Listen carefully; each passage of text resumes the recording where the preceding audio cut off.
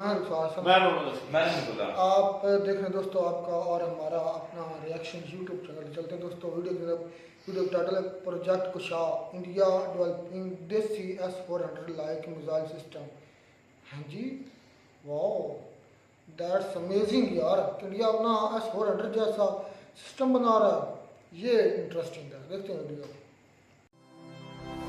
Study IQ IAS, आपका selection हमारा mission. नमस्कार दोस्तों रिसेंटली आपने देखा होगा जैसे पाकिस्तान और भारत के बीच में वॉर जैसी सिचुएशन बन गई थी। इससे एक बात तो पूरे देश को समझ में आ गई कि हमारे पास जो एयर डिफेंस सिस्टम है वो एकदम टॉप क्वालिटी का होना चाहिए, उससे हम कोई कॉम्प्रोमाइज नहीं कर सकते। अभी तो अगर आप देखोगे साउथ एशिया में भारत के पास एयर सुपीरियरिटी है, मतलब पाकिस्तान ने बहुत कोशिश किया मिसाइल से, ड्रोन से भारत पर अटैक करने की, लेकिन हमें कोई नुकसान नहीं हुआ क्योंकि हमारा एयर डिफेंस सिस्टम बहुत अच्छा था। वहीं दूसरी तरफ आप देख सकते हैं पाकिस्तान की क्या हालत हुई है।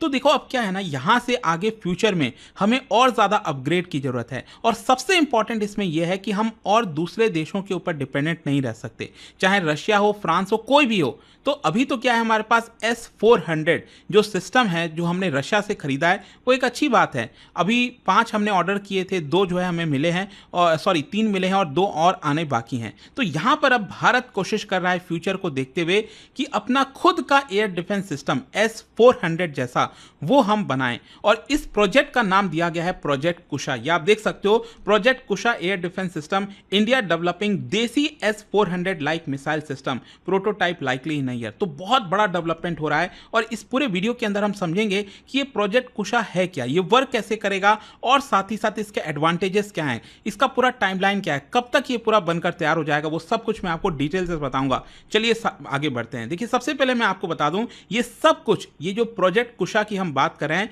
ये एक्चुअली भारत का जो DRDO है, डिफेंस रिसर्च डेवलपमेंट ऑर्गेनाइजेशन, वो इस पूरे ambitious indigenous air defence system पर काम कर रही है। और इसका मेन एम यही है कि भारत का जो निर्भरता है फॉरेन कंट्रीज के ऊपर, स्पेशली रशिया के ऊपर, S-400 सिस्टम को लेकर, वो हम अपनी डिपेंडेंस जो है उसको कम करें।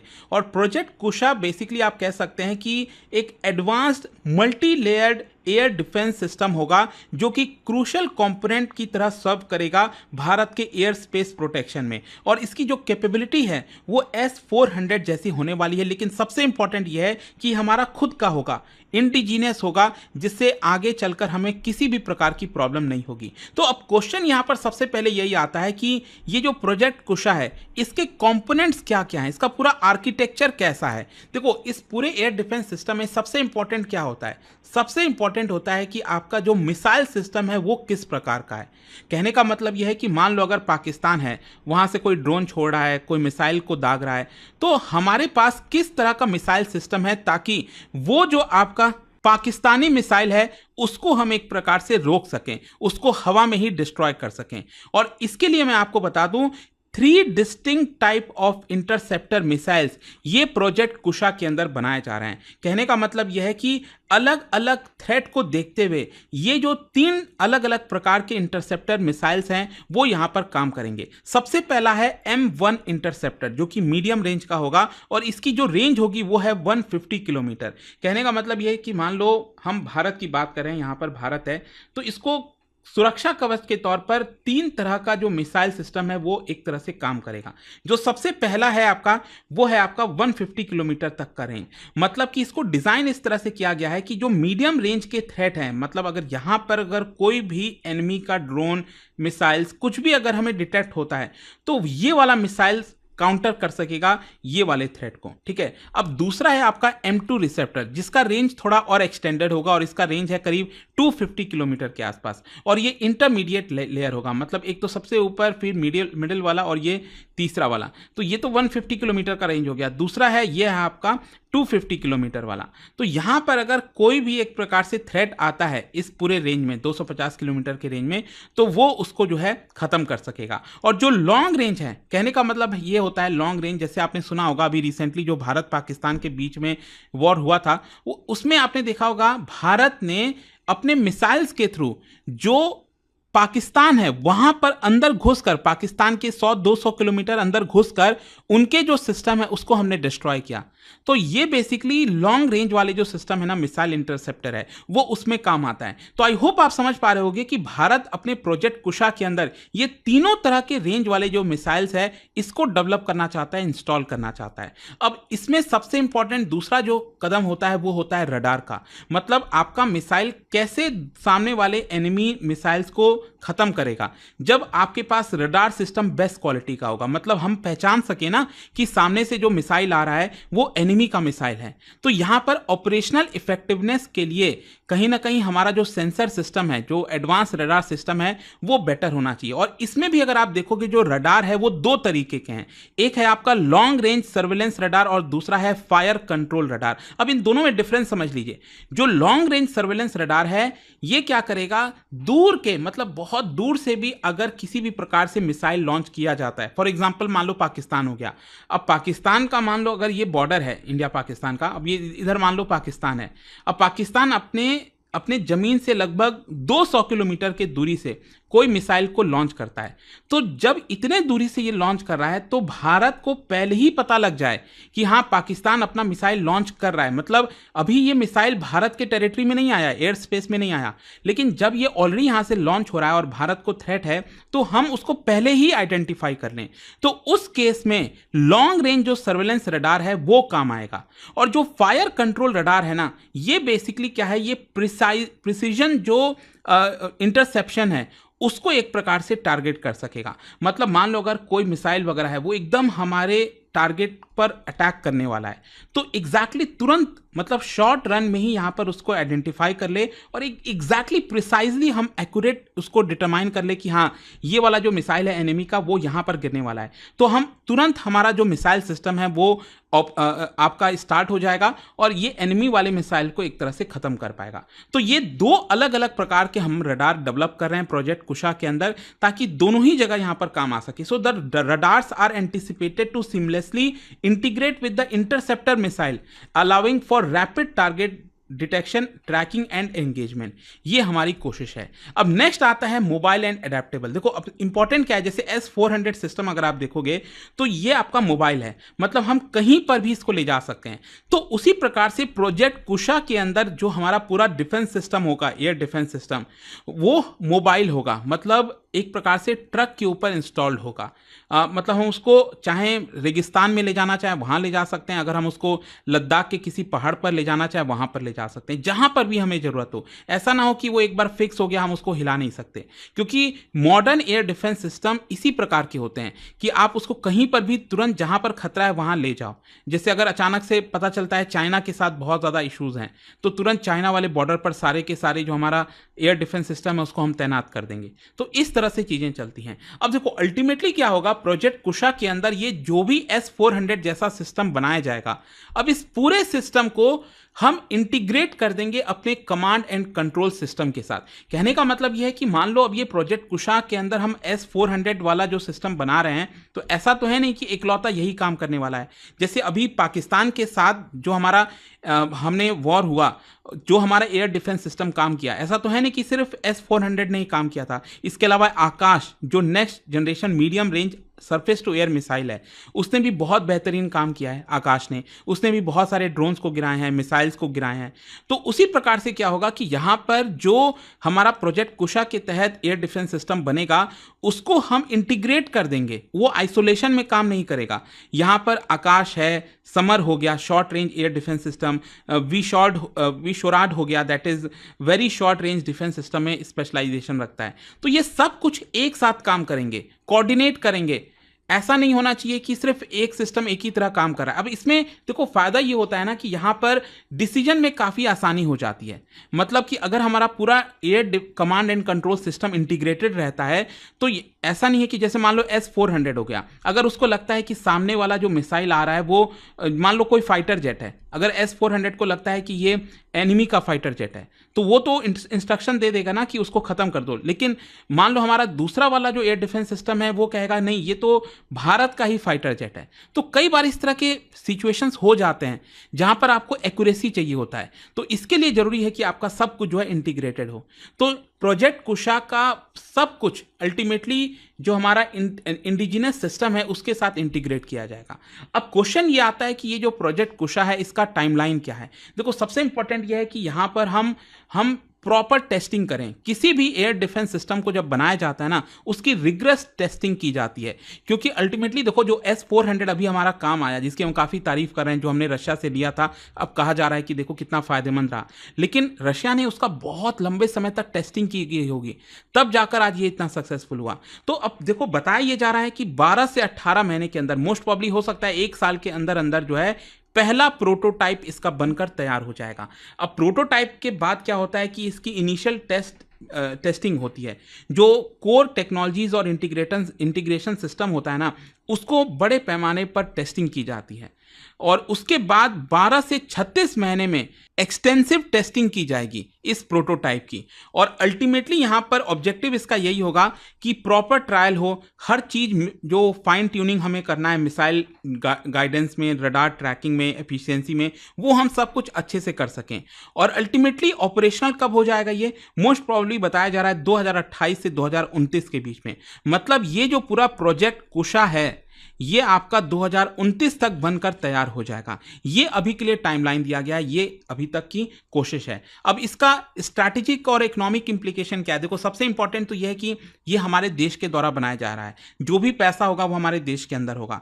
तो यहां पर जो इसका प्रोडक्शन है वो basically BEL, Bharat electronics limited, वो हो सकता है कि इसका कॉन्ट्रैक्ट सिक्योर करेगी। करीब 40,000 करोड़ का, 5 बिलियन का प्रोजेक्ट होने वाला है, जिसकी वजह से भारत की जो डिफेंस इंडस्ट्री है उसको एक बड़ा बूस्ट मिलेगा। इकोनॉमिक बेनिफिट्स होंगे इसकी वजह से, बाकी के सेक्टर्स पर भी इंपैक्ट पड़ेगा। फिर दूसरा जो मैंने आपको बताया कि फॉरेन डिपेंडेंसी हमारी काफी कम हो जाएगी, हमें रशिया के सामने बार बार बोलना नहीं पड़ेगा। अभी तो जो हालात हुए थे अभी पाकिस्तान के साथ, इससे हमने रशिया को फिर रिक्वेस्ट किया कि हमने जो 5 बैटरीज के ऑर्डर दिए थे S-400 के, उसके 3 ही हमें मिले हैं, 2 और आप जल्द से जल्द सप्लाई करिए। तो कहीं ना कहीं हमें इसमें भी आत्मनिर्भर बनने की जरूरत है, और हो सकता है कि ये प्रॉपर अच्छे तरीके से हो जाए तो हम इसका एक्सपोर्ट भी कर पाएंगे। तो ब्रॉडर डिफेंस स्ट्रैटेजी यहां पर यही है कि प्रोजेक्ट कुशा को आकाश, बराक सबके साथ इंटीग्रेट किया जाए, और अल्टीमेटली हमारा एक robust multi layered air defence network तैयार हो जाए। तो ये हमारी कोशिश होगी। अब देखते हैं ये कब तक बनकर हो पाता है, क्या होता है एक्चुअल में सिनेरियो में। बट अभी इसके बारे में रिसेंटली बहुत ज़्यादा चर्चा हो रही थी, तो मैंने सोचा आपको बता दूं। और जाने से पहले आप सबके लिए एक बड़ा इंटरेस्टिंग क्वेश्चन है, क्या बता सकते हो project Kusha will primarily defend India against which of the following? Project Kusha basically, तो जी दोस्तों, वीडियो की खत्म। इंडिया हर लिहाज से इंडिजिनस चीज़ें बनाने और इस्तेमाल करने को प्रेफरेंस दे रहा है। देखें कि भाई इस वीडियो में भी सर ने बताया है कि केला S-400 काम नहीं कर रहा था, उसके साथ था समर, आकाश, विश्राड, इस तरह का नाम था, 3 थे, और आई थिंक एक और भी है, आई थिंक बुराक, ये भी थे। तो ये सारे इंटरकनेक्टेड है। उन्होंने कहा कि ये मतलब कि जिस तरह इजराइल का ना आयरन डोम सिस्टम, उसके अंदर एक सिस्टम नहीं ना, मुख्तलिफ जो है ना डिफेंस सिस्टम काम कर रहे हैं, और वो एक इंटरकनेक्टेड है। इसकी एग्जाम्पल भी उसने दी है। उसने अगर प्लेन आ जाता है, फाइटर जेट आ जाता है, जो S-400 वो तो रिस्पॉन्स करेगा किसको मार गिराया जाए। उन्होंने कहा अब ये भी देखना होगा कि ये फाइटर जेट अपना है कि दुश्मन का। अगर S-400 अकेला काम करे तो उसने तो अपना जबराया देखना नहीं है, मार गिराना। उन्होंने कहा कि अगर इंटर कनेक्टेड होंगे, डिसीजन होगा, सारे कंट्रोल सेंटर एक होगा, सारे मिलकर काम करेंगे तो ये इजी होगा। उसने फिर रेंजेस बताई हैं 150, 250, 350, इससे भी आगे। बल्कि रिसेंटली तो हमें ये सुना है कि जो इंडिया है वो रशिया से S-500 की भी डिमांड कर रहा है। मुलाकात हो चुकी है प्यूतन के साथ, अजीत डोवाल की आई थिंक। तो S-500 तो फिर 600-700 किलोमीटर दूर तक भी कवर कर लेगा। तो ये इंडिया की एक बहुत बड़ी कामयाबी होगी अगर वो S-400 टाइप का सिस्टम खुद बना ले। मतलब कि शॉर्ट रेंज लेकिन के अपने हैं जिसमें आकाश है, समर है, वराक है, मुस्लिम सिस्टम गिनवा रहा था। अगर लॉन्ग रेंज की बात करें तो उनको फिर ये चाहिए होगा जो वो आप बनाने जा रहे हैं और बता रहे हैं कि 18 से 20 मंथ लग सकते हैं।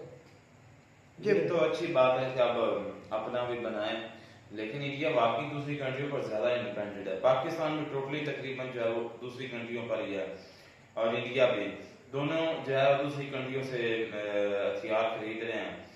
लेकिन इनको अपना जो है वो बनाना चाहिए, मेड इन इंडिया और मेड इन पाकिस्तान करना चाहिए, और दूसरी कंट्री को सेल आउट करना चाहिए। इंडिया तो वही बना रहा है, पाकिस्तान भी इस तरह मतलब कुछ बना रहा है, कुछ मिसाइल बना रहा है, कुछ मतलब के और उसके अलावा फाइटर जेट भी पाकिस्तान और चाइना ने मिलकर बनाया है।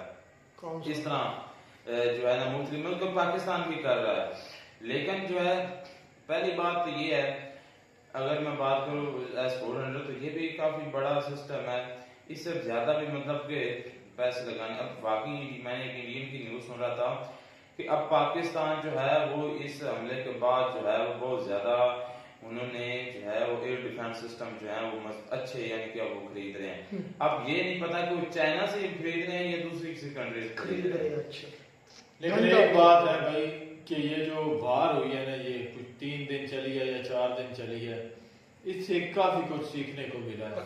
लेकिन इस चीज का मैं वसूख के साथ कह सकता हूँ कि इंडिया जो है ना भाई वो और अपना डिफेंस सिस्टम तगड़ा कर रहा है। तो मैं समझता हूँ कि पाकिस्तान तगड़ा करने की हमें जरूरत है। नहीं, यही तो बात हमारे वास्ते पाकिस्तान जो है ना इस जंग को भी, ये जो 3-4 दिन की हुई, इसको भी सीरियस नहीं ले सका। और मुझे हैरानी इस बात की होती है कि HQ9 जो है मुकम्मल तौर पर, कंप्लीटली तौर पे जो हमारा फेल और नाकाम रहा है, लेकिन फिर भी देख लें कि हमें इतनी शर्म नहीं आ रही कि हम कुछ ऐसा करें कि अपना जो डिफेंस सिस्टम है उसको तगड़ा कर सके।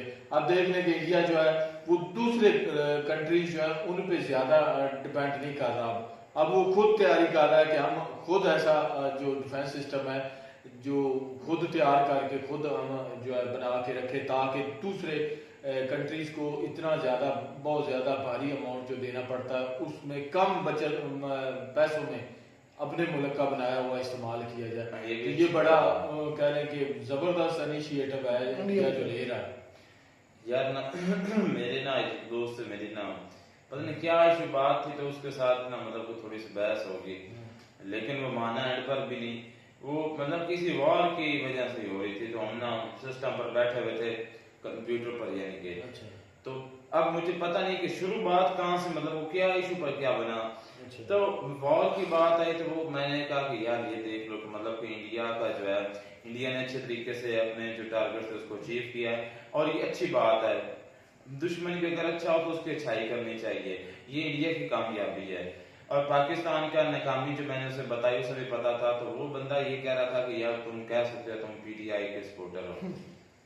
मेरी अचानक उसके सोच गुम होगी कि हमारे जवाब क्या दे रहा है। फिर उसने एक्सप्लेन करना शुरू किया। मैंने कहा कि यार PTI का हूँ, लेकिन उससे पहले मैं पाकिस्तानी हूँ, सबसे पहले मेरे लिए मेरी कंट्री है पाकिस्तान, उसके बाद सियासत है।